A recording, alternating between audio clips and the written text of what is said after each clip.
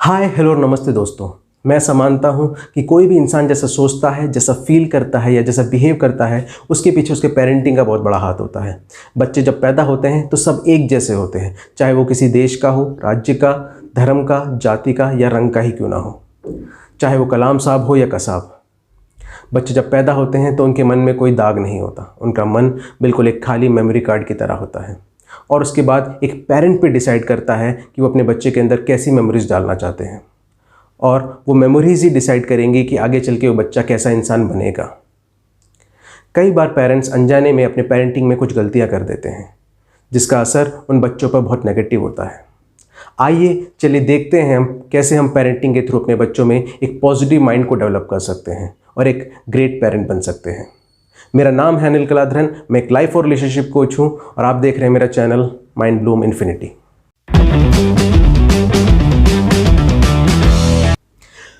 Parenting एक perfect process नहीं है और ना ही कभी आप एक परफेक्ट पेरेंट बन सकते हैं। ये एक कांस्टेंट लर्निंग प्रोसेस है।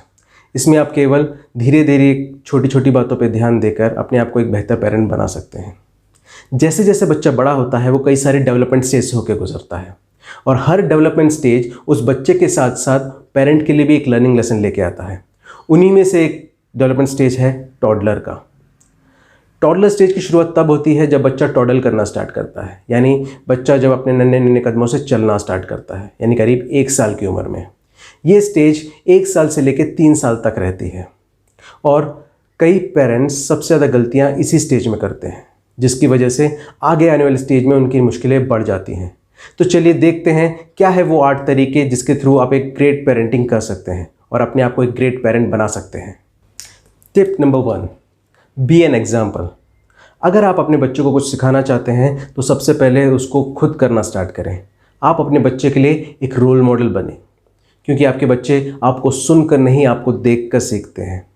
सपोज़ अगर आप आगे चल के अपने बच्चे में बुक रीडिंग की आदत डेवलप करना चाहते हैं तो आज आपको उसके साथ बैठ के बुक रीडिंग करनी पड़ेगी, तभी आगे जाके वो बुक रीडिंग की आदत डेवलप हो पाएगी।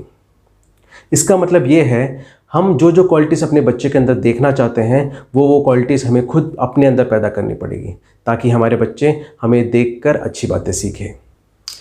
टिप नंबर 2, मेक हिम और हर इंडिपेंडेंट। अगली गलती जो पेरेंट्स अनजाने में करते हैं वो है बच्चों को डिपेंडेबल बनाना। बच्चों को अपने काम को खुद से करने के लिए एनकरेज करते रहना चाहिए, ताकि आगे चल के वो अपने कामों के लिए दूसरों पर निर्भर ना हो। जैसे खुद का खाना खुद से खाना, अपने खिलौनों को जमा कर रखना या अपने कपड़ों को जमाना। ये आज छोटे छोटे बिहेवियर्स हैं जो आगे चल के एक बहुत बड़े बिहेवियर चेंज लेके आएंगे।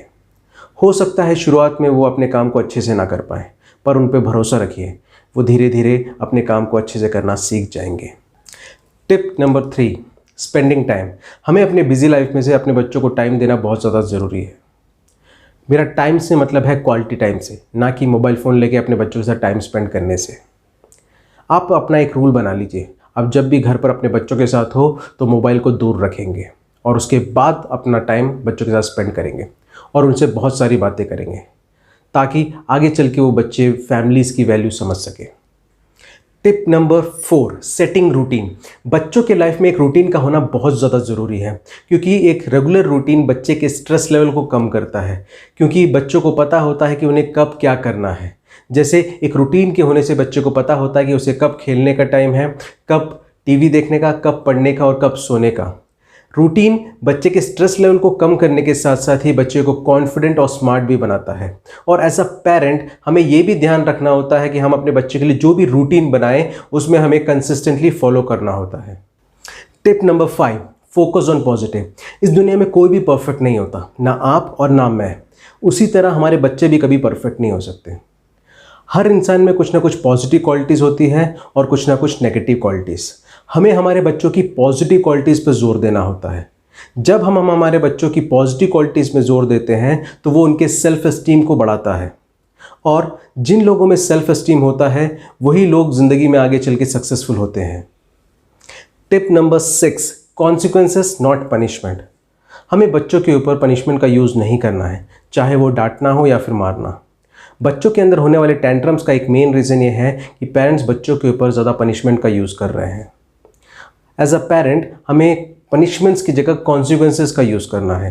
सपोज एक 3 साल का बच्चा होमवर्क किए बिना बाहर जाके खेलने की ज़िद कर रहा है। सो एज अ पेरेंट हमें उसे डांटने या मारने की जगह शांति से ये कम्युनिकेट करना है कि अगर उसको बाहर जाके खेलना है तो उसको होमवर्क कंप्लीट करना पड़ेगा। इससे वो बच्चा ये सीखेगा कि अगर वो होमवर्क कंप्लीट नहीं करता है तो उसका कॉन्सिक्वेंसेस ये है कि उसको बाहर जाके खेलने नहीं दिया जाएगा। क्योंकि वो बच्चा बाहर जाके खेलना चाहता है, इसलिए पहले वो अपना होमवर्क कर लेगा और धीरे धीरे ये उसका बिहेवियर बन जाएगा कि वो बाहर जाके खेलने से पहले अपना होमवर्क कंप्लीट करेगा। कॉन्सिक्वेंसेस एक ऐसा तरीका है जो पेरेंट्स को बेटर ढंग से अपने बच्चों के साथ डील करने में हेल्प करता है। आज का हमारा 7th टिप है हेल्थ मैटर। बच्चों का हेल्थ मेनली 3 चीज़ों पे डिपेंड करता है, उनके डाइट पे, उनके प्ले पे और उनके स्लीप पे। बच्चों का डाइट उनके लिए बहुत इंपॉर्टेंट होता है, वो उनके फिजिकल और साइकोलॉजिकल डेवलपमेंट में बहुत इंपॉर्टेंट रोल प्ले करता है। बच्चे को हम डाइट में वो हर चीज़ दे सकते हैं जो कि फ्रेश और नेचुरल हो। साथ ही हमें ध्यान देना चाहिए कि बच्चा हर 3 घंटे में कुछ ना कुछ हेल्दी डाइट लेते रहे। दूसरी चीज़ है प्ले में ध्यान देने वाली बात यह है कि हमें स्क्रीन टाइम को जितना हो सके उतना कम करना है। स्क्रीन टाइम जैसे टीवी देखना या फिर मोबाइल फ़ोन्स देखना, क्योंकि स्क्रीन टाइम बच्चों के अंदर बिहेवियरल प्रॉब्लम्स को डेवलप करता है और उनके कॉग्निटिव फंक्शंस को भी अफेक्ट करता है, जैसे थिंकिंग, उनकी मेमोरी और उनके लैंग्वेज जैसे कॉग्निटिव फंक्शंस को कम करता है। इसलिए हमें बच्चों के फिजिकल प्ले पे ज़्यादा से ज़्यादा जोर देना चाहिए। आज का हमारा तीसरा टॉपिक है स्लीप। बच्चों के लिए स्लीप उतना ही ज़रूरी है जितना उनके लिए डाइट और प्ले है। एक टॉडलर को 24 आवर्स में 12 to 13 आवर्स ऑफ स्लीप लेना चाहिए। ये उनके फिजिकल ग्रोथ को प्रमोट करने के साथ साथ उनके अंदर क्रिएटिविटी को, उनके अंदर एनर्जी को भी बढ़ाता है। सो मेरा 8th और लास्ट टिप है लव, केयर और कंपैशन। हमें बच्चों को प्यार बता के नहीं, जता के सिखाना चाहिए। एज ए पेरेंट हमें बच्चों के सामने एक दूसरे से रेस्पेक्ट और प्यार के साथ बिहेव करना चाहिए और साथ ही हमें उन्हें ये भी सिखाना चाहिए कि उन्हें दूसरे इंसान के साथ साथ सभी जीवों के साथ भी लव, केयर और कंपैशन का भाव रखना चाहिए। सो दोस्तों, ये मेरे 8 टिप्स थे ग्रेट पेरेंटिंग के लिए। उम्मीद करता हूँ आपको मेरा वीडियो पसंद आया होगा। अगर मेरा वीडियो पसंद आए तो उसे लाइक, कमेंट और शेयर ज़रूर करिएगा। अगर आप मेरे वीडियोस को और देखना चाहते हैं तो मेरे चैनल को सब्सक्राइब कीजिए, साथ ही उसके बाजू में बने बेल के निशान को दबाएं ताकि मेरे आने वाले सभी वीडियोस की नोटिफिकेशन आपको मिलते रहें। दोस्तों, आपका प्यार और सपोर्ट हमेशा मेरे साथ बना रहेगा। इसी उम्मीद के साथ हमारे वीडियो को यहाँ समाप्त करते हैं। मिलते हैं अगले वीडियो में। Until then, stay blessed with love. Anil Kaladaran signing off. Bye bye.